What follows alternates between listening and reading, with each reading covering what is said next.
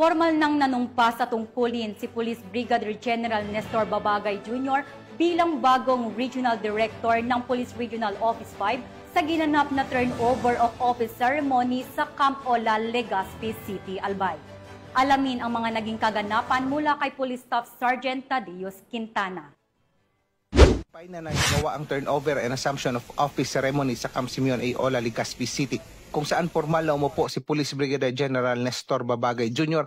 bilang Acting Regional Director ng Police Regional Office 5. Ipinasa ni outgoing Regional Director Police Brigadier General Andre P. Dizon ang responsibilidad at watawat ng PRO 5 sa harap ng mga opisyal, kawani at bisita bilang simbolo ng tiwala, pananagutan at patuloy na paglilingkod sa rehiyon. Pusong pasalamatan ang naging instrumento ng ating may kapal para maging abli ako ng PRO 5. Unang-una, pasasalamat sa Pangulong Ferdinand Bongbong Marcos Jr. Ganon din sa ating dating DILG Secretary Binhar Avalos at sa kasalukuyang Secretary Janvit Remulla. Tatlo din pong CPNP ang nagtiwala sa atin. Unang-una si Police General Benjamin Arroda, pangalawa si Police General Romel Francisco Marbil, at pangatlo si Police General Nicolas Torre ang ating kasalukuyang CPNP.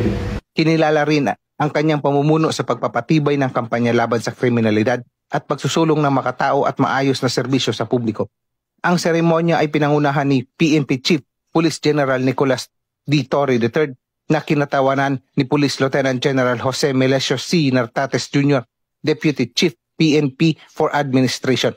Sa kanyang mensahe, binigyan diin ni Police Lieutenant General Nartates ang kahalagahan ng matatag na pamumuno sa pagpapatuloy ng advokasya ng PNP tungo sa mapayapa at ligtas na pamayanan. Of excellence and professionalism within the Philippine National Police. The turnover of command ceremony is not merely a formal tradition. It is a symbolic reaffirmation of our core values of integrity, continuity, and faithful service to our people. Samantala, mainit namang tinanggap ng PRO 5 si Police Brigadier General Babagay Jr. na kinilala sa kanyang malawak na karanasan sa iba't ibang posisyon sa PNP at sa kanyang maayos na record sa pamumuno.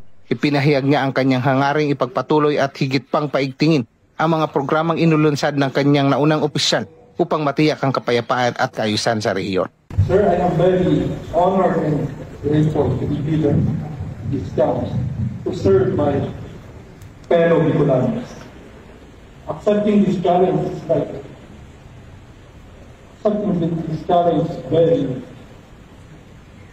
challenging. An attestation that I can do more than what is required. To serve my countrymen, to keep them safe and secure. With this responsibility vested upon me, I am pledging to uphold my position with integrity and compassionate service to the public. Mula dito sa Legazpi City, Albay, ako ang PNN Correspondent Police Staff Sergeant Quintana, alagad ng patas, tagataguyod ng Balitang Pulis.